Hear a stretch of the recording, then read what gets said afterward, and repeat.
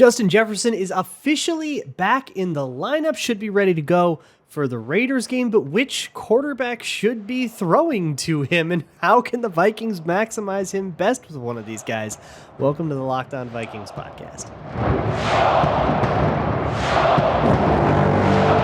You like that on 3, 1, 2, 3, you like it! You are Locked On Vikings, your daily Minnesota Vikings podcast, part of the Locked On Podcast Network, your team every day.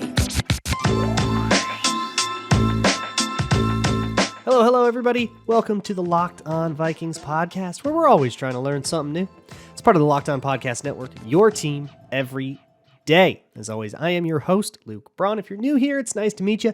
You can find this show wherever you find your favorite podcasts, including the SiriusXM app, with whom we are partnered. You can also find the show on YouTube or Amazon Fire and Roku. Just download the Locked On Minnesota Sports app. And to those of you who listen every single day, my hashtag everydayers, you're my favorite. I love you very much, and I love hearing from you. So please sound off in the YouTube comments or wherever you can get at me. Today's episode is brought to you by PrizePicks, the easiest and most exciting way to play daily fantasy sports. Go to prizepicks.com/LockedOnNFL and use code LockedOnNFL, all lowercase, for a first deposit match up to $100. So the big news of the day is that Justin Jefferson is officially back in the lineup. He's been activated off of injured reserve and is expected to be full go for the Raiders game after the bye. That shouldn't come as too much of a surprise to you. It sounded like he was very, very, very close to going. It sounded like he was arguably able to play football for the Saints game. I wonder if that was like a playoff game. Maybe they would have done that.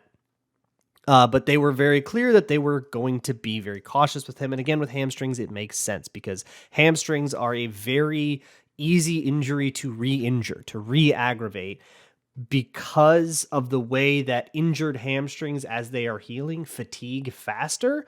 Over the course of a game, you get more and more risk of re-injuring that until that thing is fully healed. So they were very, very cautious. If you ever felt anything, we're not playing you. That really has been the message outwardly, and it seems to be the way that they have indeed behaved. They seem to have followed through on that. But it's all moot now because Justin Jefferson is back, and that's obviously going to give a very much needed boost of energy and talent to this team that is reeling after a couple of tough losses against the Bears and Broncos here going into the bye, and now they just kind of have to stew in their own filth. The biggest deal that the Vikings have to deal with now is who plays quarterback. And part of that question, a lot of the reporters were asking Kevin O'Connell, I thought I had some interesting answers, was what do we do to maximize Justin Jefferson? Which quarterback is best for that, right? And I'm going to go over all three quarterbacks today with sort of an eye toward that, but this is going to be the which quarterback should actually start kind of deal. I came out of the Bears game saying, man, you got to get Josh Dobbs out of there. It's got to be Mullens, maybe Hall, but boy, that was a benchable performance. And I do believe that that was bad enough to justify yanking the guy if you no longer think that he is the best quarterback. But when you turn on the tape, you kind of have to take every single prior that you had and be willing to question it. So that's exactly what I did. So what answer am I going to come out with? We'll talk it out, right? We'll talk it out and figure out if I still feel that convicted and if you feel as convicted about whatever you thought too. One of the most interesting things that O'Connell said, this was in a piece by Kevin Seifert. I don't know if Seifert actually asked the question or not, but he asked about how to maximize things for Jefferson and all that stuff and how you can continue with Dobbs moving forward if that is the case. Now, Kevin O'Connell has been very clearly vague about, he's been clear, there is not a decision yet. They're open to continuing on with Dobbs. They're going to consider Mullens. They're going to consider Hall. He had some high praise for Jaren Hall. So all three of those guys are on the table right now. There is not secretly a decision that is made and they're just being caged. They're very much, they got to think about it. And one of the things that could potentially justify moving on with Dobbs in spite of that Bears game is, as Kevin O'Connell put it, molding and adapting more than we have. That's what we'll look at doing. If that means obviously trying to mix and match and figure out what's best personnel wise, we'll take a look at that as well. So that's a very vague term, but what I guess I read that as is the idea of considering, hey, why don't we do more QB runs and make this a Josh Dobbs offense? Because right now Josh Dobbs is running a Kirk Cousins offense, and they were ready to have Jaren Hall run a Kirk Cousins offense, and will probably have Nick Mullens run a Kirk Cousins offense. So if you want to stick with Dobbs, the offense should change. If you roll into Allegiant Stadium and they just trot out Josh Dobbs and it's a very drop back kind of timing based game again, I think that's a really big mistake. It's just clearly not where he is comfortable. And if you are very committed to that drop back game, because that's what the receivers know and that's what the line knows, that makes sense. But Dobbs is not the dude to be to captain that particular ship. What we saw in the Bears game, rhythm and timing had a lot to do with it. And I think this is the big thing that makes me cautious about just rolling forward with Dobbs, because he's the guy that you named, which I don't think the Vikings are doing. I think if they do roll out Josh Dobbs, it's because they really thought about it and they decided, okay, no, we do think he's better than these two guys. And you can agree or disagree, but I think we can take comfort in knowing that, no, they did put this under advisement and they came out with an answer that we may or may not like. But rhythm in footwork is really important, and it's really subtle. It's not something that is going to exactly explode out of your screen when you're watching the game.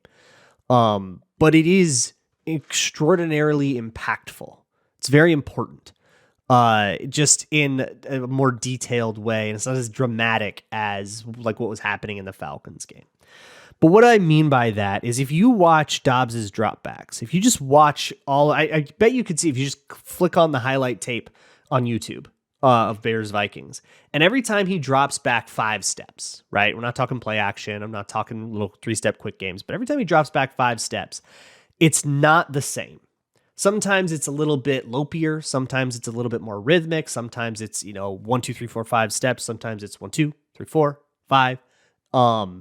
And when that rhythm isn't consistent, it's really, really, really hard to consistently time things out. And it makes your whole life way less forgiving. Now, how to get that rhythm into the way that the Vikings wanted that rhythm for the timing of all of their routes, that's a really tough thing to do, on the fly as Dobbs has. So it's fully understandable that these details aren't exactly honed in yet. But considering that there are two guys who have been in camp with the Vikings and have seen all of that, it no longer is an excuse for the offense being poor, because there's a really easy fix for that problem, which is go with the guy who can do it, right? We do not have to live like this. I'm going to say that a lot until we stop living like this. But what can happen is that makes passes late and that makes passes early. When your timing isn't quite right, you have to start hitching. You're going to start bouncing on your toes a little bit. You're going to be off kilter on your reads. And these offenses, especially in just the drop back game without any play action or anything like that, are predicated on really, really precise spacing and timing. You need to be able to do your 5-step drop back. First read should be breaking, and you either throw it or you don't, right? And let's say you come off it for whatever reason. Second read should be breaking in as long as it took for you to do your 5-step drop back and come off the first thing. So that decision needs to be made with very precise timing, and then you get to your second read, and that should be breaking. So if you want to throw your second read, then it's a perfectly timed little anticipation throw. At least that's the way it's supposed to work in a vacuum, right? And then the third read takes a little longer, and then the fourth read is usually something that's really long, or like a hitch that just kind of stands there and is ready to sit in the soft spot of the zone or something. These concepts like flag and bow and water and crash that the Vikings use over and over and over again are predicated on precise timing. And Cousins always had that precise timing, so it felt like something we could take for granted. And I think Mullens and Hall can do that as well. Dobbs cannot. And it's understandable that he cannot, but being sympathetic toward it doesn't make it any less detrimental to the offense. So if that's going to keep happening, we need to do something else to make it worth it. And maybe folding in a whole bunch of QB runs is the answer to that question. I'd be at least curious to see how that works out. I'd be at least willing to give that the old college try. But I have to say, I probably wouldn't be as excited about it as I would about somebody like Jaren Hall. And if they decided to go with Nick Mullens, I'll put it this way, I don't think I would disagree very loudly, if at all. So let's talk about those two guys and what the Vikings have in those two guys, as well as how all of this folds in with Justin Jefferson and his particular skill set. Today's episode of Locked On Vikings is brought to you by DoorDash. DoorDash is a very, very, very clutch tool in the busy frenzy of trying to cover everything that's going on in the Vikings season. I don't have time to cook, or I don't have time to go grocery shopping. And when I do cook, this happened literally this weekend. I was making something and I totally forgot the heavy cream that I needed. And I could just DoorDash that, take it right to your door. You can also use DoorDash to find local spots, hole-in-the-wall joints that are really, really incredible and deserve your support, that you might not necessarily stumble across just walking down the street, because you might not go down that street, or you might not drive that way, but DoorDash has it in your vicinity.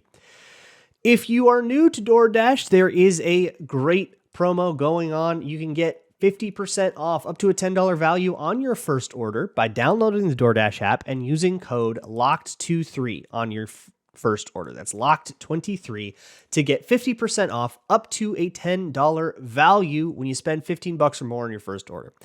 When you download the DoorDash app and enter code LOCKED23. Subject to change, terms apply. Today's episode is also brought to you by PrizePicks. It's daily fantasy made easy. Hashtag everydayers know PrizePicks very well because we do PrizePicks here every single Friday. Boy, we got the Josh Dobbs more than half an interception, didn't we? But we didn't get the DJ Wanham one. Almost did, but it turned into a tackle for loss. I think the Fields just barely got past the line of scrimmage. Big old bummer there. But it's how the game goes with daily fantasy. But it's not daily fantasy where it's like impossible to win, because like traditional daily fantasy sucks. You have to enter a pool with like 600,000 people. You have to fill out an entire lineup with a kicker and a flex and, 3 wide receivers when really you just had a quarterback take. That's why I've been absolutely loving PrizePicks. Just 2 to 6 of your favorites and whether they'll do better or worse than their PrizePicks projection. So if you want to get in on this with me, go to prizepicks.com/LockedOnNFL. And if you use code LockedOnNFL in the app as well, you can get a first deposit match up to $100. That's prizepicks.com/LockedOnNFL and sign up, or use code LockedOnNFL for a first deposit match up to $100. PrizePicks, daily fantasy sports made easy. Thanks so much for making Locked On Vikings your first listen of the day. For your second thing, just go flick on the 24/7 Locked On Minnesota Sports YouTube channel. It's Locked On Minnesota Sports on YouTube, like where we do the Minnesota football party. They've got a live feed over there that is all Minnesota sports Locked On shows. It's this show, Wild, Twins, Wolves, just looping 24/7. Great thing to flick on in the background while you work and get yourself all informed on whatever's going on with the Timberwolves. Is Anthony Edwards okay? That whole thing. Let's move on, though. I want to talk about Hall and Mullens next, because I think they're fairly similar in terms of what they offer in comparison to Dobbs. And part of it is just consistency in that rhythm and in that timing. I think they're both more accurate than Josh Dobbs is. Dobbs just misses high a lot and he misses late a lot. And I think both those guys kind of wing it a little harder too. Like Mullens wings it pretty hard. And with Mullens in particular, it's interesting to see what people have to say about Mullens. I think the fact that he's not Jaren Hall, meaning he's not the exciting rookie that's this big unknown question mark that who knows, right? He could be the next big thing. That sort of lack of mystery box makes him a fairly undesirable option, and people see him as like boring. But Nick Mullens is not a boring quarterback. He's not the athlete that Josh Dobbs is. He'll scramble a little bit, but I mean, he's going to scramble like Kirk scrambles, right? Where it's like, yeah, he'll take the space and slide, and that'll kind of be that, like this responsible thing. But he will make an improv play, right? Like he will find a hero ball, get to the ball to the running back, who then catches and runs it for 20 yards kind of thing.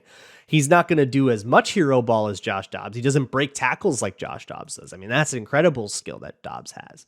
So all of those like really fun highlight things aren't there, but you got to think like, what's the utility of that versus the utility of not being late all the time, right?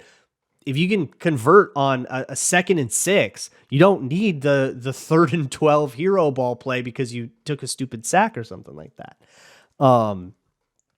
The advantage of Mullens is that he allows you to operate a normal offense again, where you don't have to, do less at the line of scrimmage than you were planning on doing this year. You don't have to deal with imprecise timings. You don't have to deal with imprecise protection calls. And you don't have to deal with a fairly simplified versions of things. Like, I don't think O'Connell is working with a truncated playbook necessarily, but I do think you lose some access to things like checks at the line of scrimmage in a lot of different ways. And like certain post-snap read stuff as well. That requires a little bit more comfort. And Mullens has been throwing to a lot of these guys for a while. So that's kind of what he offers. And I think Hall offers the same thing. Like for me, for both of them, their ability to read and progress and make decisions, I feel is like a 50-50 based on what I've seen from both of them in the preseason. Mullens was a little bit safer. Hall was a little bit more aggressive, but like in both of those, not really in a way that's a huge difference maker. Thing is, Jaren Hall's a little quicker, right? Hey, he's young and spry, right? He's going to, he's, young relatively, not young for a rookie, but he's pretty spry and he can move around a little bit more. And he's a lot more comfortable in the movement part of the playbook, which is like the keepers, the bootlegs. The thing is, bootlegs aren't really, they're kind of going out of fashion as defenses all have their like answer to those bootlegs. So putting Jaren Hall in and like spamming it doesn't feel like a recipe for success. With Jaren Hall, who I guess we'll just kind of go into what he has now. In regard to the question about Justin Jefferson and who maximizes the skill set best, my mind immediately goes to who has the best deep ball. And I think that's Jaren Hall, to be honest with you. He at least has the best go ball. And that is where Cousins and Jefferson hooked up so much in 2021 and less, but still a lot in 2022. Was just a go ball down the sideline, just finding, okay, did they leave this in single coverage? If you aren't doing too high safeties, like you can call a play that's just like a great two beater. Shade's a great one. Vikings have thrown a few touchdowns on it. You might remember one in the San Francisco game to Jordan Addison. But all that is a through route, which is just go split the safeties, run up the middle, go split the safeties. And a shallow underneath it to pin any like middle defenders. That's all that is. And usually what you have on the back side of that concept is a go route to clear out a safety or to kind of force a half safety on that side to like respect it, right? And have something deep. That go route isn't usually part of the progression. It's going to be an alert. So it's not like officially part of the progression, but you look at it and you say, hey, if there's a one-on-one matchup I like, or if the safety does something weird, or if they bust the coverage, we'll throw it. You're usually looking for some kind of indicator that you will rarely get. But that indicator can be, I like Justin Jefferson versus this corner and it looks like single high. So let's just do it. And all three of the Vikings quarterbacks will do that. But nobody throws a prettier go ball than Jaren Hall. That's like his ball. That's his move. And if you want aggressive looks to Justin Jefferson, if you want that sort of classic, I think about the play against Washington near the end of the game, the one where Kirk Cousins got his ribs hurt, but he threw up that beautiful go ball to Justin Jefferson. That's the kind of play I think about all the time with what JJ can be. If you have a quarterback that can throw that ball and is willing to say, yeah, F the progression. I like that matchup. And I'm just tossing it up. And I think that is what Jaren Hall gives you in terms of maximizing Justin Jefferson. But elsewhere on it, there's a lot more nuance to Jefferson's game than that. There's a lot more that he offers than just go balls. But I think that's one of the only things about Justin Jefferson that's like different from other quarterbacks. So what Justin Jefferson will do to the offense and what this offense can look like depending on the quarterback that we go with is what I want to talk about next, because like the shape of what the Raiders will, I'd hate to be the Raiders defensive staff right now. I genuinely have no idea what they're going to see because it could go so many different directions. Thank you so much to LinkedIn, sponsor of today's episode of Locked On Vikings. LinkedIn Jobs has tools to help you find the right professionals for your team faster and crucially for free. So if you are in a hiring position, whether you're a hiring manager, an HR person or something at a bigger company, or whether you're running your own small business, hiring can be this very daunting task. And if you handle it wrong, that's a huge investment and of time and money that goes down the drain. And then you have to go back to square one. You got to get that thing right the first time. You need a large pool of applicants. And guess what? It does not get any bigger than LinkedIn. I mean, who's not on LinkedIn, right? It's millions. And you need a tool to be able to take that ginormous stack of resumes and pare it down to something manageable so you can really, truly consider what is best for your business. That is where the questionnaires and screening tools that LinkedIn Jobs comes in. And that's why small businesses rate LinkedIn number one in getting quality candidates. In fact, 86% of small businesses get a qualified candidate within 24 hours. So post your job for free at linkedin.com/lockedonnfl. That's linkedin.com/lockedonnfl to post your job for free. Terms and conditions apply.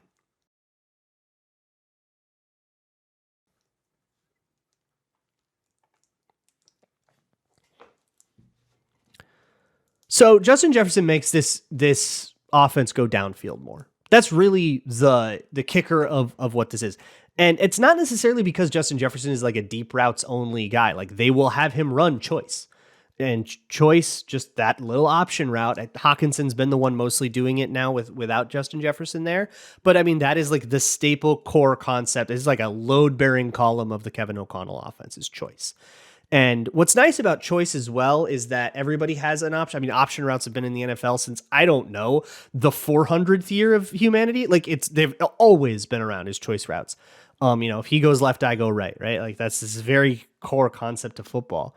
And because it's so universal, Dobbs can run it. Like Dobbs can throw choice, and he has thrown wide choice, like plenty. So like having Justin Jefferson come in and run a whole bunch of choice and get a whole bunch of 7-8 yards on first down and set up second and shorts works kind of no matter who's under center.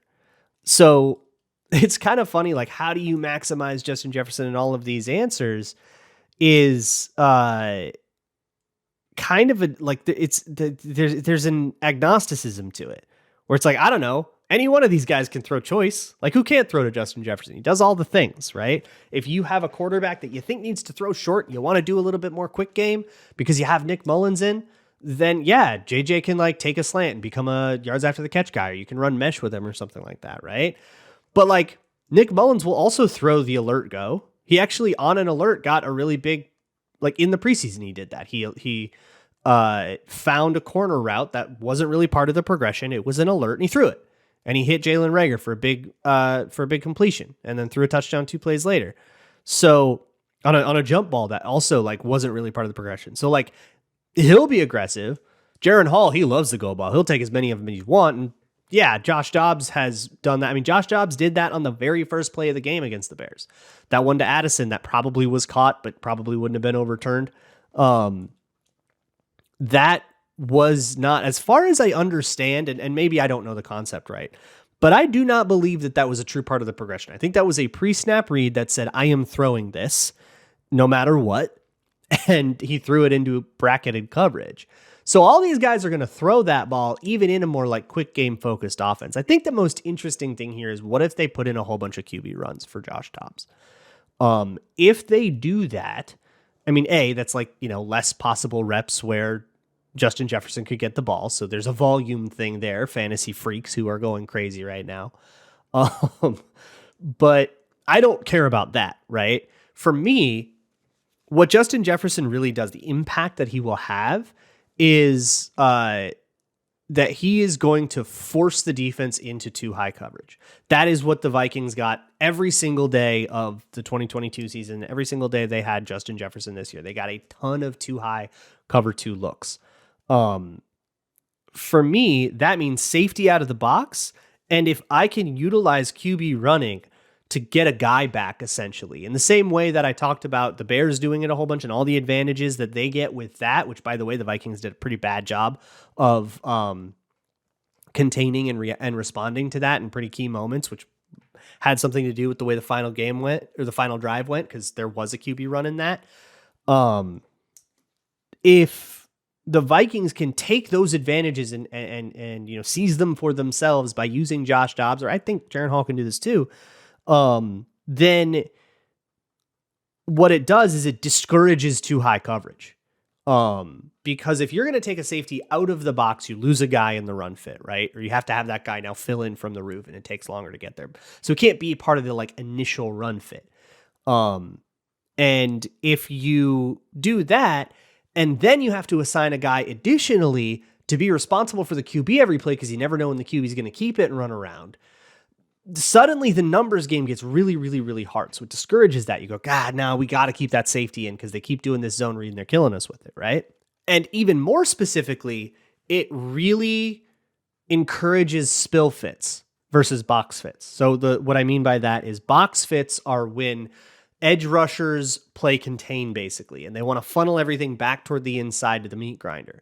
This is we have Harrison Phillips. We just need to make you cut back toward Harrison Phillips, and Harrison Phillips is going to make the tackle kind of strategy. It's the way that Mike Zimmer played things a lot with Linval Joseph, and Tom Johnson eating up in the middle.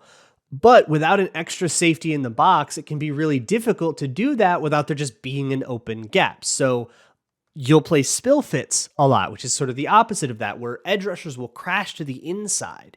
And what you want to do is essentially take away all the inside gaps and say, if you are going to have an open gap, it's going to be the way outside, like the C gap, maybe the D gap if there's a tight end.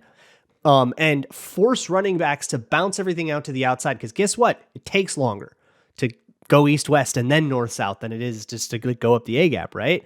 So if it takes longer and the running back can get out there, that buys us time for those safeties to come in off the roof and get involved. And so we can assign a gap to the safety. It's just we have to assign the one that takes a long time, and then we have to encourage that to be the one so everybody can get in and rally.